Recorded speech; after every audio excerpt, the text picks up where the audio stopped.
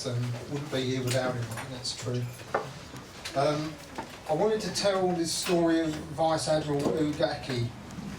He had led the last kamikaze mission of World War II and disappeared without trace, but I couldn't find a hook to hang the story on. And then the pop fiction project came up, and the lyrics of Bowie's Heroes was shunted by Merry Christmas Mr. Lawrence and turned the story of Admiral Ugaki into Watanabe's honour. Watanabe felt the comforting clunk of the undercarriage closing as he pulled gently back on the stick. The aircraft climbed slowly and began a circuit of the airfield.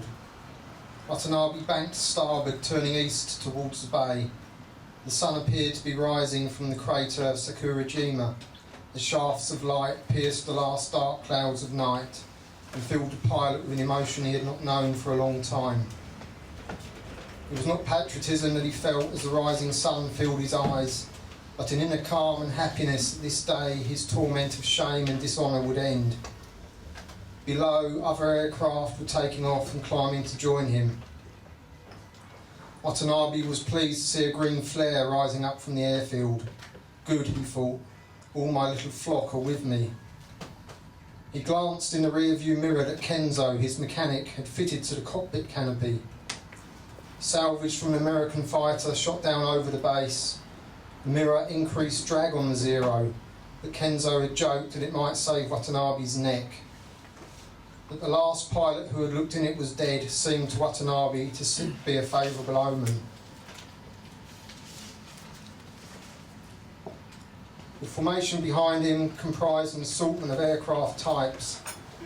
They were all patched and battered like his Zero, in places its metal skin showing through the peeling olive paint. 3 Val dive bombers formed a sloppy line abreast, slowed by the drag of their fixed undercarriage. Behind them, but catching up fast, came another battered old Zero fighter. Finally, 2 big Kate torpedo bombers brought up the rear. Watanabe watched them pitching and rolling as their inexperienced pilots fought to control the big lumbering aircraft.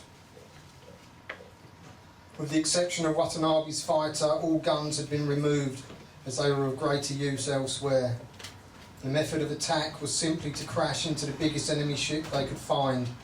Bombs strapped underneath, explosives packed inside, and residual fuel for the destructive power of this force.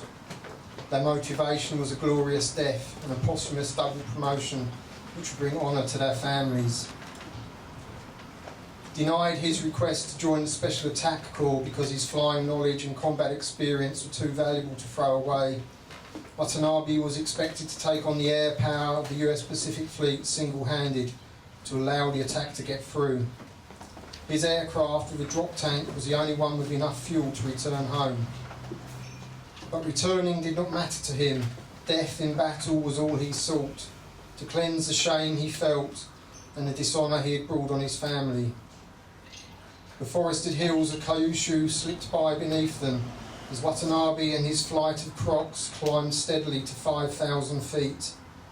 From this altitude the land seemed at peace, but hidden was the activity turning the forests into a killing ground, a graveyard for 1 million American soldiers. 1,000 aircraft were held back for special missions, or so Watanabe's commanding officer had told him. With the blessing of Amaterasu, the sun goddess, they would sweep the invaders' ships from the sea as the divine storm had done centuries before. As they crossed the coast and flew south, Watanabe glanced again in his mirror at the cluster of sad aircraft that followed him.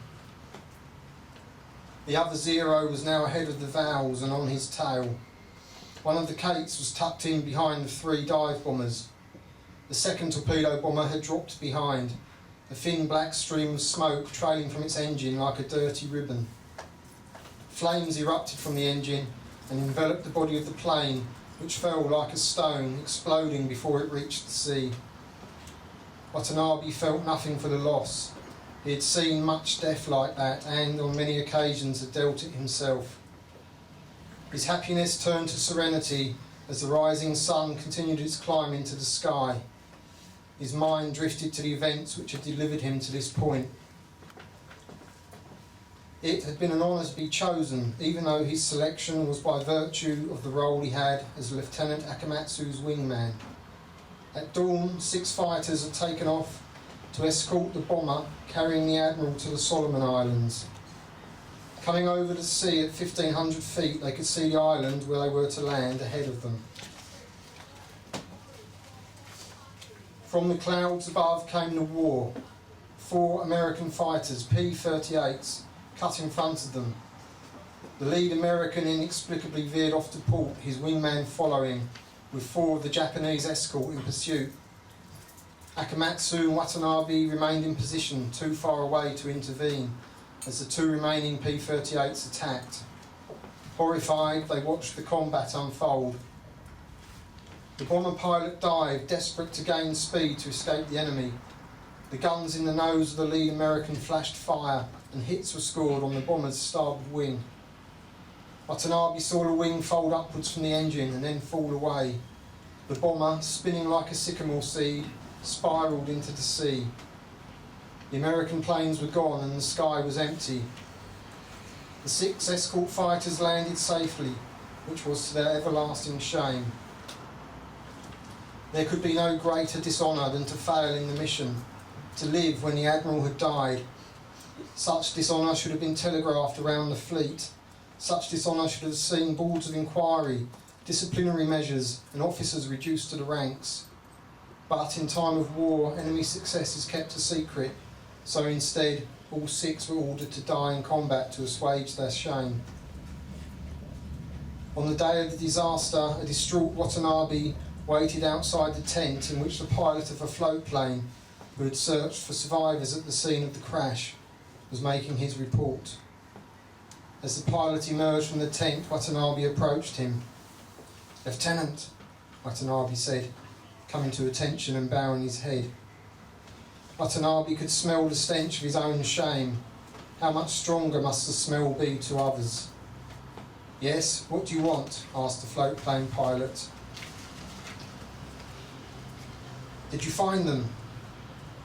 "All we found was a school of dolphins, 7 of them, 1 for each man lost."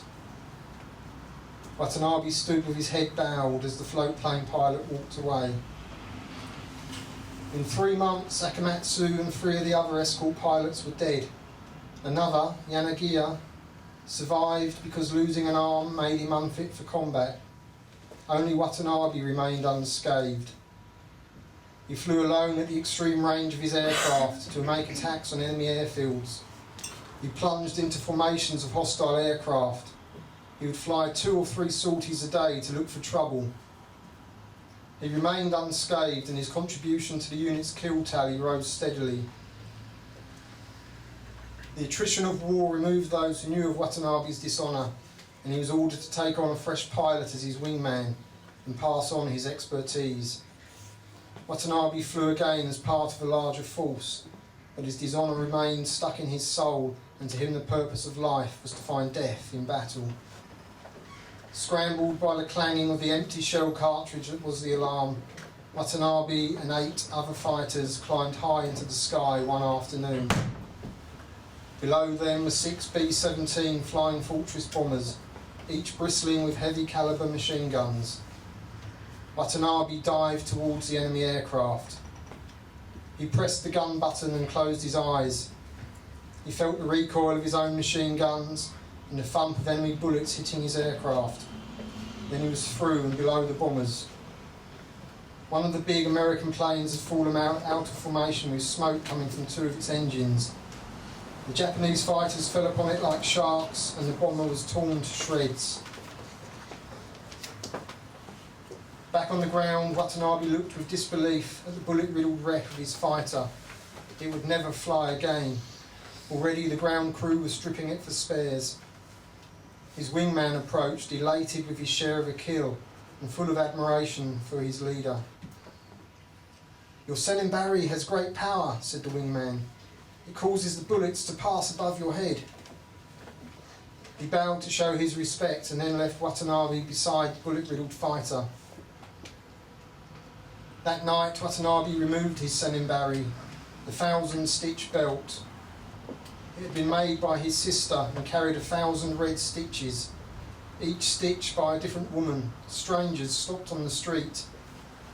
Each stitch represented a wish for his good fortune and immunity from harm. In his eyes it had brought no good fortune, but had only prolonged his dishonourable existence. Watanabe wrote a letter to his sister in which he told her only that her gift had been very powerful. As he wrote, he remembered his sister's gentle face. Once she had cried as the blossom fell from the cherry trees. Such a waste of beauty, she had sighed. If it did not fall, it would go unnoticed, was his father's pragmatic response. He remembered how proud his father had been to see him in the uniform of a naval aviator, ensign Watanabe. He remembered the tears of his mother falling when he went off to war, and he knew then his sister's gift to him had been for his mother. That night he burned the Senimbari and scattered the charred remnants on the wind. Dawn found Watanabe in the cockpit of a fighter, preparing to sortie alone to find trouble. For a second or two, the fighter seemed to hang back as if gathering to leap. Then, throttle wide open, the Zero roared along the runway, the tail wheel lifting from the ground as it gained speed. From the retreating night came an intruder, an interloper as lonely and as deadly as Watanabe. The P-40 Warhawk with a grinning shark mouth painted around its pointed nose made one low and deadly pass along the runway as Watanabe lifted into the air. Again his aircraft was riddled with bullets, but this time it caught fire and flopped into the waves breaking on the beach at the end of the runway. Watanabe was pulled alive from the wreckage. His ankles were broken and his legs badly burned. He had bullet wounds to both arms, and splinters had smashed his goggles, blinding his left eye. He was evacuated to Japan, where he spent a year in hospital recovering. Fit for service, he was sent as an instructor to the flying school. There, he gave student pilots half the amount of training that he had received, and then sent them to fight the Americans. In all the time that he was back in Japan, he made no attempt to see his family, not wishing to contaminate them with his dishonour and shame. Watanabe's thoughts came back to this August morning in 1945 as the sun rose behind them. He glanced again into the rear-view mirror and saw the other Zero, followed by the three Vals, now in a loose V formation, the centre plane leading. The big Kate, wallowing and bouncing all over the place, was dropping further behind. Then, with a bright flash, the bomber exploded. The pressure wave buffeted the other aircraft, and a dissipating ball of smoke marked the Kate's last position. Watanabe knew that every last cavity on the bomber had been filled with high explosives, some of it old and highly unstable. The turbulent flight of the Kate must have set it off. He thought no more about the loss as other worries crowded in on him. Where are the Americans, he thought. They must know we're here. They'd been flying for nearly 2 hours, and Watanabe had expected to see landmarks by now. Watanabe navigated by a magnetic compass hung around his neck on a lanyard. He scanned the ocean looking for any lump of rock he might be able to get his bearings from, but there was nothing. He looked at the sun. Too far east was his conclusion from its position. Compass error had put them miles off course. Watanabe banked his fighter to starboard. In the mirror he saw the other Zero follow his turn. The leading Val had also followed a turn, taking it through the flight path of the starboard Val, which had not turned. Propeller chewed into wing, and the first aircraft flipped over and came to rest on top of the second Val. Like partners in a macabre dance, the two aircraft fell from the sky, exploding only when they hit the sea. The surviving Val dived steeply to avoid the collision and disappeared from Watanabe's view. He shook his head in disbelief. 4 aircraft lost without sight of the enemy. The last Val popped up again on his port wing, and Watanabe glared at it. The Val appeared to shiver, and a wave rippled along its fuselage from the tail. The aircraft's metal skin peeled back, and as Watanabe watched, the tail section buckled and fell off. The aircraft seemed to hang in the air as direction and pitch control were lost. Then, in a vertical dive, the Val fell once again from Watanabe's view, breaking up before it reached the clutching sea. Watanabe's mind closed off the horror he had just witnessed. More important was the mission than the fact that he was lost. Then, trouble piled upon trouble. The engine of the Zero misfired and cut out. Watanabe pushed the stick forward and flicked the switch from auxiliary to main fuel tanks.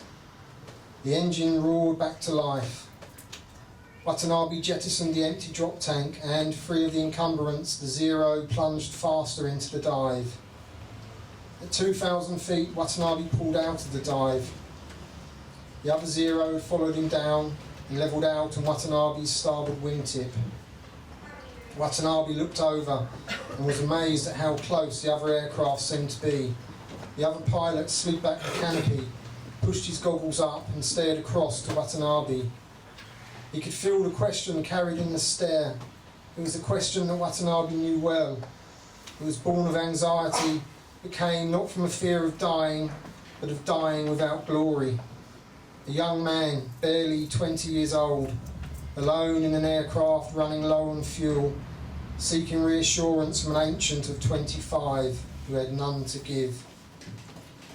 The two fighters flew on side by side. The outline of an island emerged from the haze some way ahead. Watanabe waved with the back of his hand and pointed to the island. The other pilot turned his gaze forward, and at that point his engine stopped. Watanabe's fighter pulled ahead. The other began its descent towards the sea. Watanabe watched the fighter, carrying its doomed pilot, fall in a shallow dive until it was too far behind for him to see. He looked in the mirror and saw only the empty sky. Steep and barren, the island had topography that Watanabe soon identified on his map. No longer lost, Watanabe flew north, obeying his orders to return if able. He would fly again. Soon the Americans would come and he would die fighting them. The mission had been a disaster. His report would tell how unserviceable the aircraft were, how brave men had died for no gain. Then his dishonour and shame visited him. His report would show that again he was still alive when others were dead. His report would deny glory to the pilots he had flown with today. They had not died in battle. Families would receive no honour in return for their sons' deaths. Tears filled Watanabe's eyes. We will be heroes, he thought, as he banked his aircraft round and headed south again. Today, we will be heroes. One ship was all he needed. An aircraft carrier would be ideal, but a troop transport would do. One ship, that was all. But on that August morning, the Americans were not coming by troop ship from Okinawa. Today they were coming by bomber from Tinian, and the power of the sun was in its belly. Out of fuel and alone, Watanabe ditched in the sea. Slowly, water began to rise over the wings and into the cockpit. He freed himself from the straps that held him in his seat, slid back the canopy and stood up. Tearing off his goggles and flying helmet, in anger and despair, he shouted, "Why must I die without honour?" Watanabe could see the fins of several large fish cutting through the water some distance away, circling the sinking fighter. Sharks, he thought, and fear mixed with his shame. He would die as fish food. As they came closer, leaping from the water, turning in the air, Watanabe saw they were not sharks, but dolphins, 6 of them. One for each man lost, he said to himself. Watanabe clambered from the cockpit. He stood on the port wing and kicked off his flying boots. Then, shedding his one-piece flying suit, he threw himself into the sea and swam towards the dolphins. Thank you.